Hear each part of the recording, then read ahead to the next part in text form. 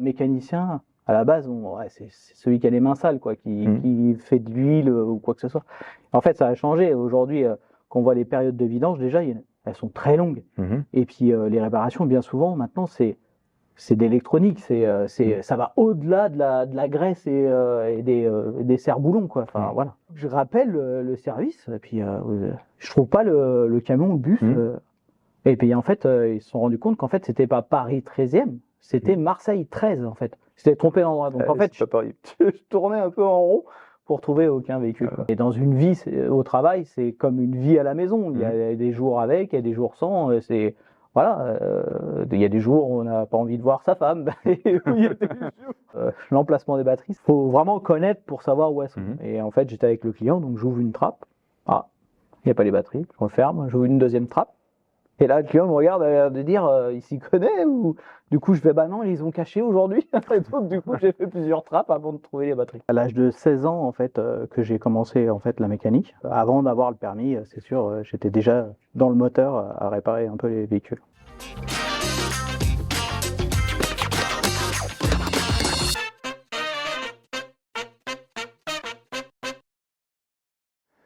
Bonjour à tous et bienvenue dans ce nouvel épisode d'Un café pour la route.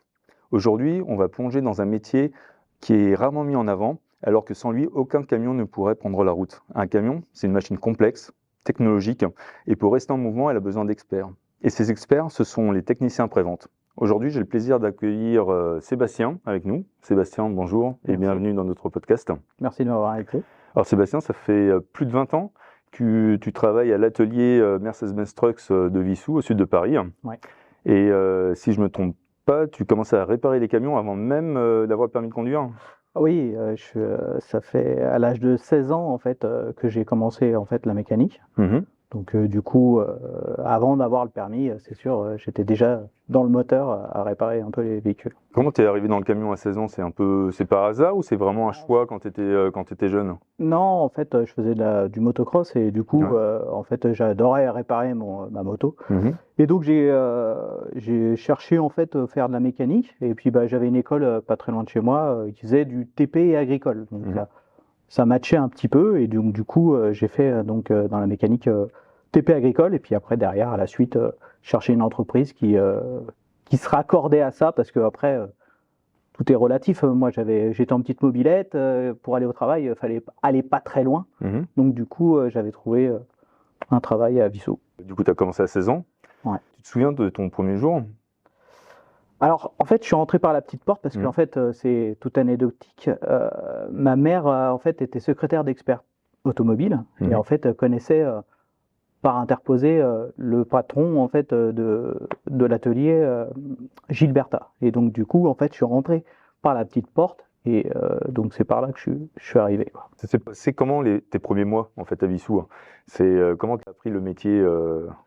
Il y a la structure école. Mais en fait, quand on intègre une entreprise où derrière où il y a des formations ou quoi que ce soit, en fait, on est dans l'actif tous les jours et donc du coup, on apprend grâce à tous les jours. D'accord. Du coup, tu étais encadré aussi? Oui, j'avais un chef d'équipe. Après, on avait des formations. Donc forcément, là, on a la structure scolaire où on apprend toujours ce qu'il faut, les bases. Mais en fait, c'est dans tous les jours, on évolue en fait tous les jours. Ouais, ça fait 25 ans que tu es dans l'atelier. Tu as dû voir plusieurs métiers. Hein. Par quelle expérience tu es passé? Du coup, en fait, quand je suis arrivé technicien, je suis arrivé au service Escale qui était de nom à l'époque. C'était service entretien, en fait, réparation, petite réparation.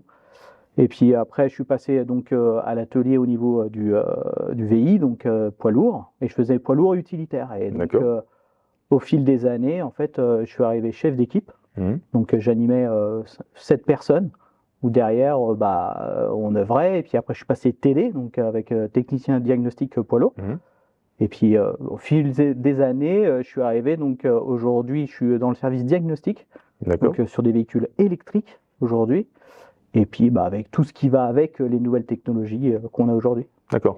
Et quand tu parles de service diagnostic, ça consiste en quoi? Aujourd'hui, on a des pannes qui sont pas forcément évidentes. Avant, on avait un bruit, on entendait, ça vient de par là.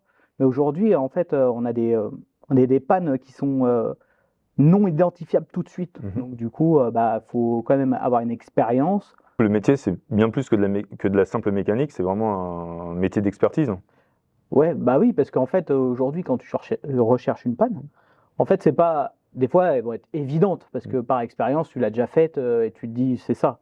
Mais des fois, c'est caché. On a des faisceaux, des fois, qui sont coupés à des endroits improbables, un rongeur ou quoi que ce soit. Donc, du coup, en fait, on se retrouve avec des pannes qui ont ni queue ni tête. Et en fait, à la finalité, on fait le chemin. En fait, on dit, c'est comme un tableau. Et bien souvent, le puzzle, paf, il se fait. Et puis, c'est pour ça que ça marchait pas. Jusqu'à trouver la panne, pièce manquante. la pièce manquante. Voilà. Ok. Et aujourd'hui, concrètement, ton quotidien, il consiste en quoi? C'est quoi une journée type de Sébastien? Il n'y en a pas. Il n'y en a Il y en pas. a pas. Chaque jour est différent. Il y a toujours le normal, mais en fait, bien souvent, dans l'atelier, on m'appelle pour des problèmes qu'ils n'ont pas eu. Donc, et tous les jours, c'est différent. Ça peut être de la programmation, ça peut être du paramétrage, ça peut être plein de choses en fait. Et un client qui arrive comme ça, et puis vite, faudrait qu'on regarde vite fait pour dire au client qu'est-ce qui se passe, il peut être roulé comme ça, s'inquiéter ou pas. Donc voilà, c'est. Et aujourd'hui, il y a toujours beaucoup de clichés sur ton métier.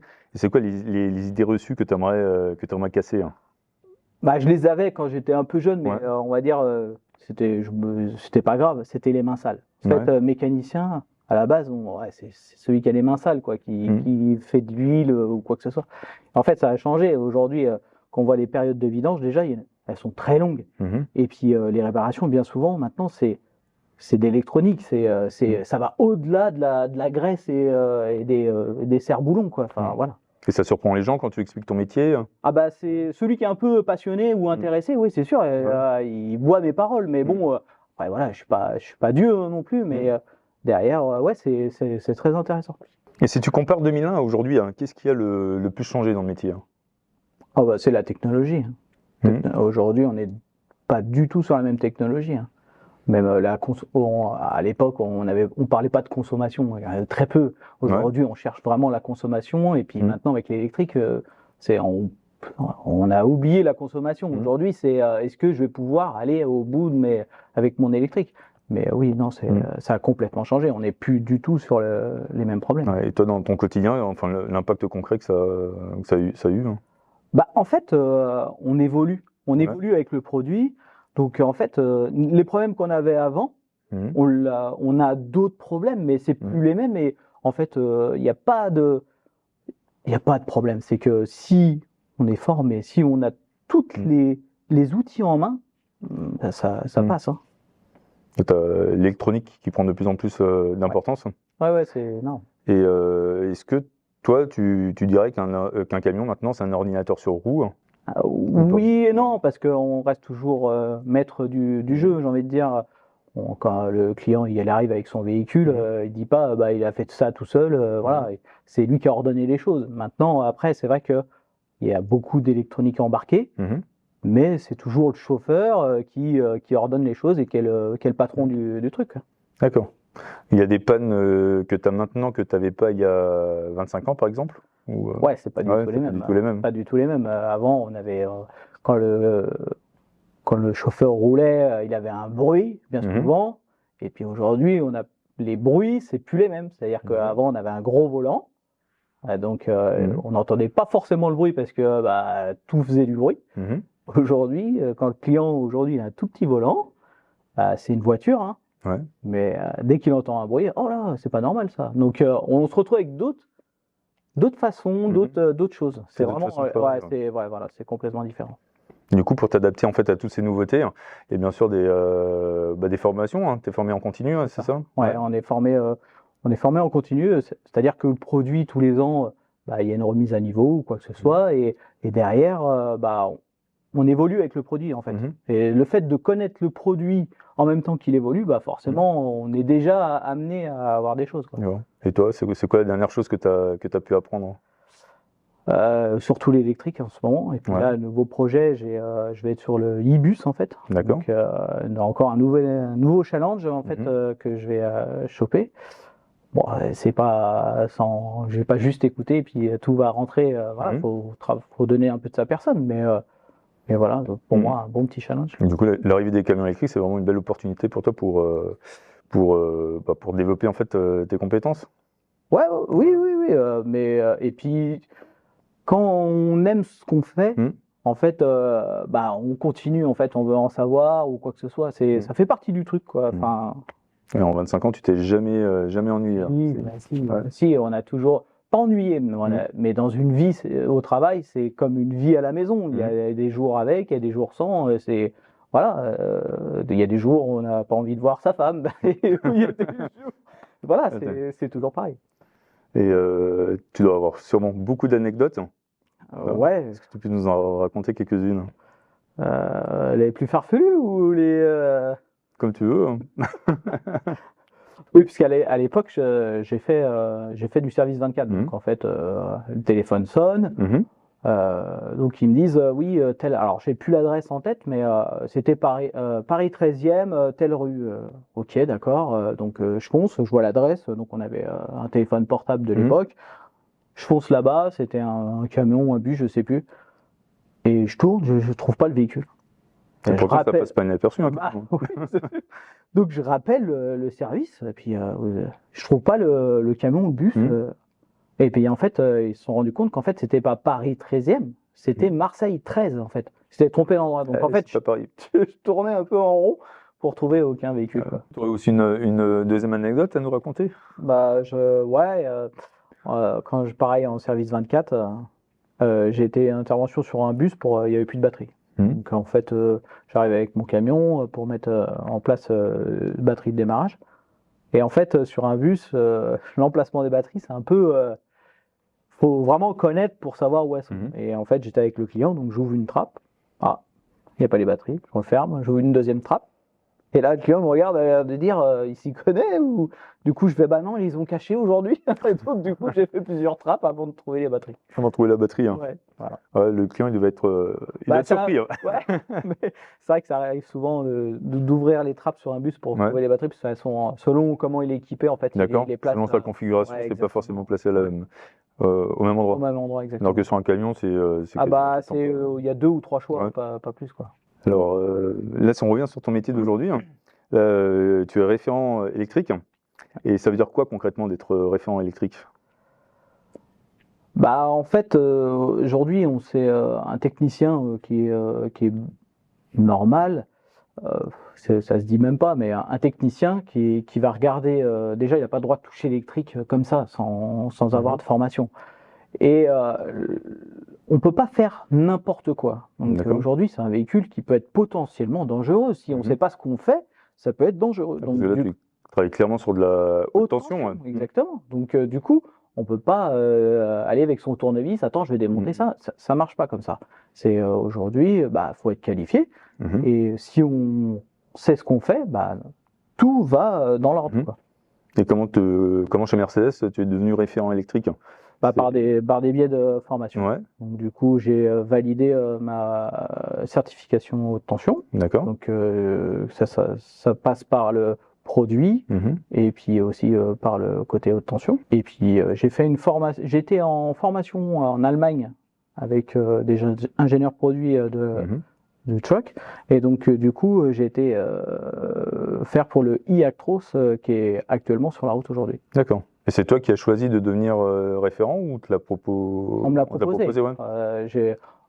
Ils savent que je suis féru aussi des nouvelles technologies, donc derrière, ils m'ont amené, mais ils auraient pu demander aussi à quelqu'un d'autre et ça m'aura pas gêné. Mais bon, derrière, voilà. Donc, là, en préparant le podcast, on t'avait demandé de venir avec un objet symbolique. Ouais. Et je crois que tu as apporté quelque chose aujourd'hui. Qu'est-ce que c'est? Tu veux bien nous le présenter? Ouais. Donc du coup, ouais. En fait, c'est mon premier bleu que j'ai eu en fait en arrivant. Que tu as porté à l'âge de 16 ans. C'est ça. Alors ça fait un peu comme les robes de mariée. Ouais. En fait, tu la mets dans le placard, mais tu sais que tu rentres plus dedans, quoi. Ouais. Et t'es sûr que tu rentres plus dedans? Oui, je suis sûr. Et du coup, cet objet, il y a une valeur sentimentale pour toi? Bah ouais, donc il est dans mon placard. Ouais. Si je dois bricoler, potentiellement je peux le prendre, hein, mais bon, ça m'étonnerait. Mais dans le sens, ouais, j'aime pas jeter déjà, donc mais il y a quelque chose, il y a une histoire derrière. Il a 25 ans, hein, donc il y a une histoire. On peut pas mettre ça à la poubelle, c'est pas possible. Je jetterai pas comme ça. Si on parle un peu de carrière, ou pour faire un peu de projection aussi aux jeunes qui nous écoutent, pour un jeune aujourd'hui, à quoi peut ressembler une évolution de carrière dans un atelier VI? Bah, on peut avoir, parce qu'en fait, aujourd'hui, j'ai un apprenti qui est avec moi, qui s'appelle Alexandre. Il est en formation ingénieur. D'accord. Et il est avec moi, il est sous ma tutelle, j'ai envie de dire. Et c'est un métier qui évolue, parce que aujourd'hui, le camion n'est pas arrivé comme ça par magie, il est fabriqué tout seul. Et derrière, il y a toute une équipe d'ingénieurs et tout que ce soit. Et nous, en fait, on est dans l'apprentissage, mais les jeunes qui sont là peuvent aussi évoluer jusqu'à aller au plus haut, quoi. Et donc, du coup, j'ai un ingénieur et qui va sûrement potentiellement aller plus loin que moi, et je suis fier de ce qu'il est, et je lui donne toutes les armes pour qu'il continue à avancer, quoi. D'accord. Et c'est quelles études qu'ils doivent faire? La base, déjà, aujourd'hui, c'est le bac pro. D'accord. Et puis après, BTS. Et après, Licence? Licence. Donc, du coup, une fois ça, après, on peut aller plus loin. Et on n'est pas l'atelier n'est pas arrêté en fait à la formation des apprentis. Justement, c'est en acquérant de la formation dans l'atelier et l'école qui match le truc, quoi. Donc non, faut passer par là, et c'est exponentiel, quoi. On va y arriver. D'où l'importance de l'apprentissage pour ton métier. Ouais. Et comment ça se passe en apprentissage pour lui? C'est une semaine au travail? On va dire les apprentis bac et tout ça, donc souvent ils ont une semaine ou pendant les périodes scolaires, donc en fait ils sont à l'atelier. Mais là, Alexandre, lui c'est un mois. Donc, il a un mois en école au Garac et après un mois en atelier. Ok. Et c'est quoi le type de mission que tu lui confies? Alors, pour le coup, je lui en donne beaucoup parce que, en fait, il a la tête bien faite et du coup, ça fonctionne bien. Je lui donne vraiment alors, pas tout, je reste quand même près de lui et je lui donne quand même aussi certaines pannes à trouver en autonomie qui sont assez complexes. Mais je lui donne les armes en disant, et si ça se passe comme ça, comme ça, comme ça. Parce que des fois, je connais déjà cette panne, donc j'ai déjà la facilité de réparation. Et je lui dis, bah tiens, j'ai ce problème-là, comment tu ferais? Est-ce que c'est ça? Et on tourne, et puis bien souvent, je l'emmène à l'endroit. Et après... Ça lui permet aussi de ne pas perdre trop de temps. Exactement. Technicien après-vente, c'est un métier qui a, depuis quelques années, qui a du mal à recruter, qui est assez délaissé par les jeunes. Est-ce que tu comprends pourquoi il y a tant de difficultés à recruter des techniciens? Je pense qu'en fait, tout simplement, le jeune qui veut apprendre la mécanique, en fait, il se dirige vers la voiture, en fait, tout simplement. Mais dans la mécanique poids lourd, en fait, on retrouve toutes les mêmes technologies et même plus dans un camion que d'une voiture. Les gens, ils savent pas que c'est la même technologie dans les camions que dans les... C'est semblable, en fait. C'est-à-dire qu'en gros, le but, c'est d'avoir la même chose dans un camion que d'une voiture. Aujourd'hui, avant, on n'avait pas la clim. Maintenant, on a la clim dans une voiture, c'est normal. Dans un camion, c'est normal qu'il y ait la clim. Et aujourd'hui, c'est pareil pour un véhicule électrique d'une voiture. Aujourd'hui, on a un véhicule électrique camion. Donc, en fait, c'est la même chose. Et c'est pour ça que, en fait, le gamin qui a envie de travailler dans la mécanique, tout ça, il va se diriger vers la voiture. C'est parce que c'est évident, en fait. Mais dans le camion, on a la même technologie, on a les mêmes façons de faire. Donc, il faut juste apprendre et se diriger par là, quoi. Ça vient vraiment d'une méconnaissance, plus d'une méconnaissance du métier, enfin de l'univers poids lourd. Ouais, en fait, on prend la facilité de la voiture parce qu'on a tous une voiture. Donc, en fait, la mécanique de la voiture, c'est voilà. Mais c'est vrai qu'aujourd'hui, le camion, c'est oublié, c'est mis de côté, on ne sait pas. Et voilà. Du coup, qu'est-ce que tu dirais à un jeune aujourd'hui? Viens faire un tour. Et tu verras. Et qu'est-ce qui te surprendra le plus? Bah que c'est, il y a plus, on va dire, il y a un éventail plus ouvert en fait sur un poids lourd. C'est-à-dire qu'une voiture aujourd'hui, elle a position A, position B, et puis à part le confort, c'est tout ce qu'il y a. Aujourd'hui, un camion, c'est pas fait que pour du confort, c'est aussi pour transporter de la marchandise. C'est un outil de travail à la base. Exactement. Et aujourd'hui, si on t'offrait le choix de travailler sur une voiture ou sur un camion, est-ce que tu changerais? Non, camion. Non. Pour convaincre un jeune en quelques secondes de travailler en tant que technicien après-vente, tu lui dirais quoi? Viens, tu vas voir, tu vas aimer. Tu vas aimer. Qu'est-ce qu'il va le plus apprécier? L'évolution, ça ne s'arrête jamais. En fait, aujourd'hui, c'est un camion, c'est plus un camion d'hier. Tous les jours, ça change. Donc, dans 10 ans, on a encore plein d'évolutions. Donc, en fait, c'est pas un métier où derrière, qui est stagnant, ça soit d'autres métiers qui restent toujours classiques avec des process classiques. Il en faut pour tout le monde. Il y a des gens qui aiment bien leur petite chose où c'est toujours pareil ou quoi que ce soit. Mais nous, on a un métier en fait qui évolue avec le temps. Et toi, tu continues à te projeter? Ouais. Oui. Bah, de toute façon, on va pas dire que je suis amoureux de la marque. Je veux pas dire ça. Je veux pas dire, je suis pas tatoué Mercedes ou Daimler Truck. Mais en fait, j'évolue avec le produit. J'adore le produit. Et bah forcément, je continue avec. Et tu dois où dans 5, 10 ans? Je sais pas. Je sais pas. Je sais pas. C'est de la surprise. Ça sera la surprise. Alors c'est le moment de la question signature de notre podcast Un café pour la route. Si tu devais prendre un café pour la route avec n'importe qui, quelqu'un de célèbre ou non, quelqu'un de décédé ou encore de vivant, ce serait avec qui? Et pourquoi? Ça serait avec Gilles Bertin. Parce qu'en fait, c'est lui qui m'a accueilli en fait dans l'entreprise. J'avais 16 ans.